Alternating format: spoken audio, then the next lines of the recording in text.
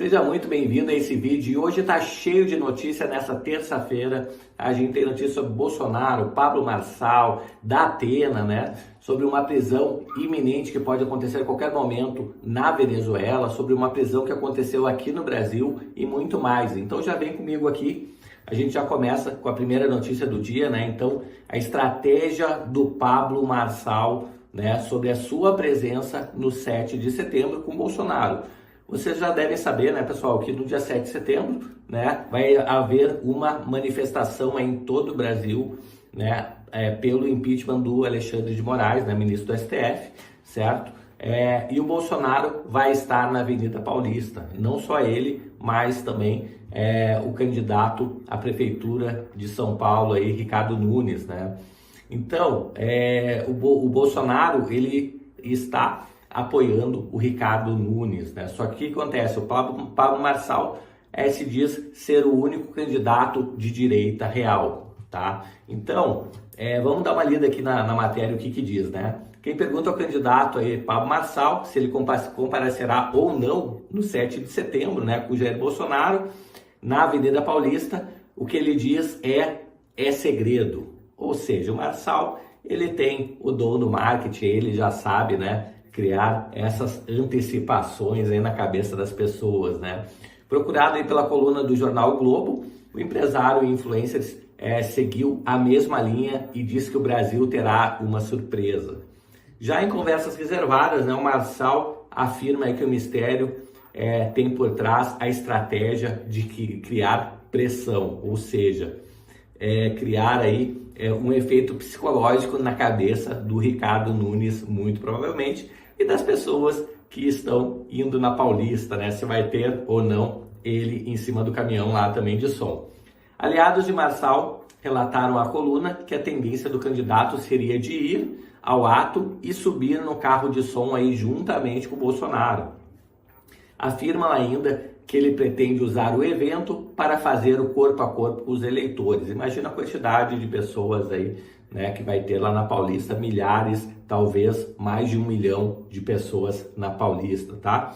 O próprio ex-presidente abriu espaço aí para o empresário participar do ato que tem entre suas bandeiras o impeachment do ministro Alexandre de Moraes, do STF, tá? Então, esse evento lá na Paulista é um evento específico, tá? Ao contrário de muitos outros que aconteceram antes. Se o Pablo Marçal for à Avenida Paulista, o climão estará instalado. Por quê, pessoal?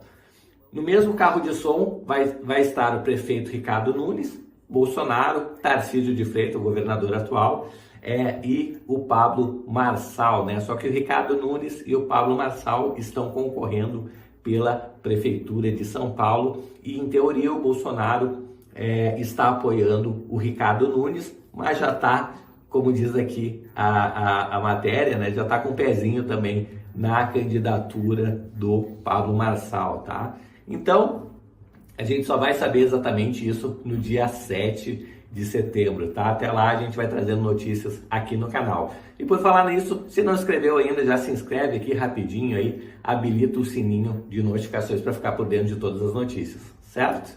Bom, próxima notícia, ex-chefe do PSDB de São Paulo diz que da Atena vai desistir da campanha. Exatamente isso, tá? Pablo Marçal, em um dos debates, cantou essa bola que o Datena, ele começa como candidato, né?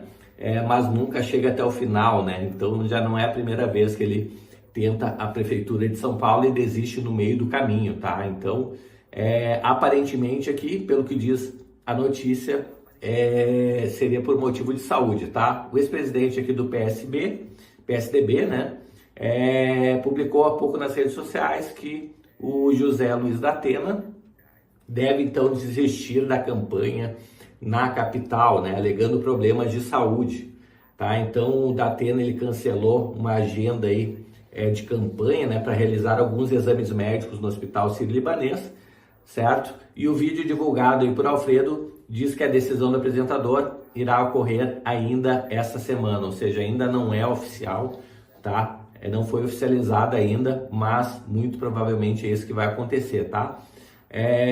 Fernando Alfredo, né, foi o principal mobilizador de um grupo tucano contra a candidatura de Datena, né, que protestou contra o apresentador na convenção partidária do PSDB, talvez em função até das desistências anteriores, né, que aconteceu novamente, pelo que está dizendo aqui. No evento, Datena foi confirmado como candidato para as eleições, né, da capital paulista, diante de manifestantes que ocuparam o corredor da Assembleia Legislativa de São Paulo com camisetas estampadas com a frase "Respeita a nossa história". Bom, isso é cedo para os próximos capítulos, né? A gente vai provavelmente, no decorrer dessa semana, a gente já vai ter mais notícias aí, né, do próprio Datena aí, se retirando da corrida para prefeito de São Paulo. Próxima notícia, né? Então a gente tem aqui uma notícia aqui do ex-ministro do STF, né? Marco Aurélio Mello, que vem questionando algumas coisas que o Moraes está fazendo, tá? Então o título da notícia da CNN é "Moraes vem errando e apoio irrestrito ao ministro é preocupante", né? Nas palavras do ex-ministro do STF, Marco Aurélio Mello, que questionou também a condução aí do processo que classificou aí como o inquérito do fim do mundo. É aquele inquérito que já está há anos aberto, né, pessoal? Vamos ver o que está dizendo aqui a reportagem. O ex-ministro do STF, então, Marco Aurélio, manifestou inquietação sobre a atual dinâmica da corte, especialmente no que diz respeito aí à atuação do ministro Alexandre de Moraes. Olha só. Em entrevista à CNN, Mello abordou questões polêmicas como o bloqueio da rede social X no Brasil e a concentração de poderes na mão de Moraes. Mello enfatizou a importância da independência e da manifestação pública dos ministros do STF. A reação deveria, no entanto, ser de forma ostensiva, né? O Supremo é um colegiado justamente para que cada qual se manifeste e se manifeste com absoluta independência. O que ele está dizendo aqui, né, que essa decisão do Moraes foi monocrática sobre o X e deveria ter sido levado a plenário, né, ou seja, para que os 12 ministros do STF votassem e não fosse uma decisão única e exclusivamente de apenas um dos membros, né? Então, é o que ele está dizendo aqui, né? E ele expressa ainda uma preocupação, né, com o inquérito do fim do mundo, ou seja, é um inquérito que teve uma data para início, mas não tem uma data para o fim, né? E vai sendo adicionado muitas coisas nesse inquérito aí ao longo dos anos, né? E o inquérito sempre tem que ter um início e um fim, né, pessoal? Pré-definido, né? Não pode ficar aberto por inúmeros anos. O que ele diz aqui ainda, referindo-se a uma investigação aí conduzida por Moraes, né, que é o inquérito do fim do mundo. Eu não sei aonde ele vai chegar algum dia, se é que vai chegar, porque uma procuradora-geral da República, né, a Raquel Elias Vieira, pediu o arquivamento deste inquérito, né? Então, só para você ver, mesmo com o pedido da Procuradora-Geral da República, né, não foi feito o arquivamento e continua aberto, tá? A entrevista do Marco Aurélio traz à tona aí debates importantes sobre o funcionamento do STF e o equilíbrio de poderes da instituição. A gente vê hoje um STF muito mais político do que técnico, né, segundo as palavras do próprio Barroso. Bom, vamos para a próxima notícia aqui, que tem bastante coisa ainda para a gente ver, né? Então, Bolsonaro diz a Tarcísio que apoio a Nunes pode prejudicar a imagem do governador, tá? Então, vamos ver o que está falando aqui, né? Por que disso, né? Por que o Bolsonaro está preocupado com a imagem do Tarcísio? Bom, o governador Tarcísio, né, disse a interlocutores ter sido aconselhado pelo Bolsonaro a tomar cuidado com uma associação excessiva da imagem dele à do prefeito Ricardo Nunes. O argumento do Bolsonaro seria que, caso a campanha de Nunes afunde, né, o governador podia sim ser prejudicado, já visando o crescimento do Pablo Marçal nas pesquisas, e o Pablo Marçal se dizendo efetivamente de direita, tá, pessoal? O que não acontece com o Ricardo Nunes, que é um partido de centro-esquerda. Ainda assim, Tarcísio disse nesta terça-feira que pretende nos próximos dias ter mais agendas com Nunes, né? Então, mesmo assim, o Tarcísio vai insistir nessa frente. Vamos intensificar, sim, para mostrar a importância da parceria do governo do estado, né, com a prefeitura. Não é possível resolver problemas em uma cidade com 12 milhões de habitantes sem uma parceria dessas, afirmou Tarcísio. E aí, me diz aí, você acha que a queimação de filme, o Tarcísio está se unindo aí com o Nunes, né, com o Marçal crescendo tanto nas pesquisas? O que você acha? Me conta aqui nos comentários, tá bom? Vamos para a próxima notícia. Então, a gente tem aqui agora sobre a ditadura na Venezuela, né, pessoal, que escalou um pouco mais para outro nível, tá? Então, a ditadura da Venezuela ordena a prisão de Edmundo González, tá? O Edmundo González, para quem não sabe, ele foi o presidente eleito lá na Venezuela, né? Maduro forjou lá as atas e o Edmundo mostrou as atas, né? Então, até hoje, o Maduro ainda está enrolando para mostrar as atas mais de um mês depois das eleições, né? Muito provavelmente essas atas foram danificadas, aí, queimadas, destruídas, e ele realmente não vai ter como mostrar, tá? Então, o que diz a notícia aqui? A Procuradoria-Geral do país, né, acusa o opositor por uma série de crimes como conspiração e falsificação de documentos públicos. Olha isso, pessoal. Então, a Procuradoria-Geral da Venezuela, que é alinhada à ditadura de Maduro, a gente sabe que tudo lá, o mesmo STF deles lá, está tudo, por assim dizer, tomado, né? O Maduro que manda em todos os órgãos lá, né? E dessa forma ele pediu lá a prisão do Edmundo González, né? Então, o ex-diplomata é um dos líderes da oposição e foi candidato à presidência do país sul-americano. Muitos países já consideram o Edmundo González como presidente da Venezuela, tá? Em função dessas atas que nunca surgiram aí do Nicolás Maduro, né? E em compensação, as atas que foram mostradas aí pelo Edmundo González e a Corina, né? Diz que eles ganharam com a grande maioria dos votos, tá? Então, o oposicionista derrotou o Nicolás Maduro nas eleições presidenciais no dia 28 de julho, segundo as atas da mesa de votação. Segundo o documento emitido pela PGR deles lá na Venezuela, González teria cometido crimes de usurpação de funções, falsificação de documentos públicos, instigação à desobediência das leis, conspiração e sabotagem e danos a sistemas informáticos.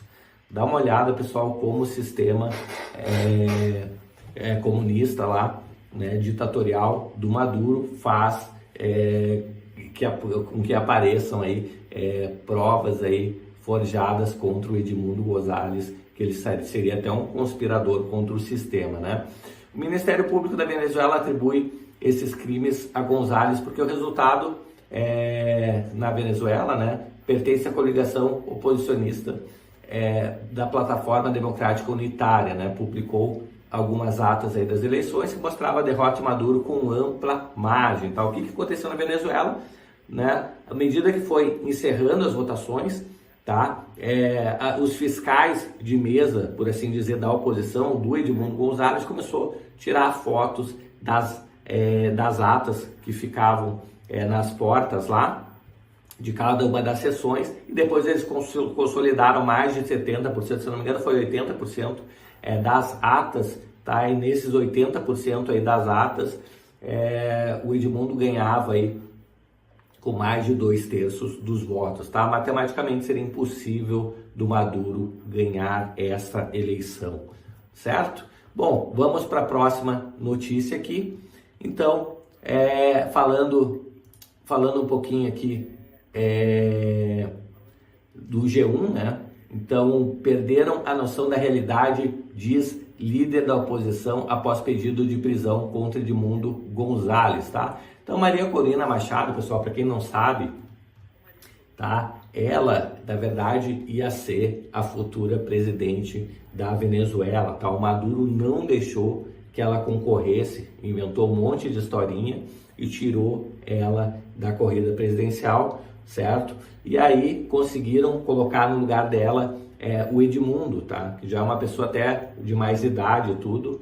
E aí a Corina apoiou o Edmundo, obviamente, tá? Mas na verdade era para ser a Corina a presidente da Venezuela e não pôde por manobra política lá do Maduro, tá? E o que diz aqui a notícia?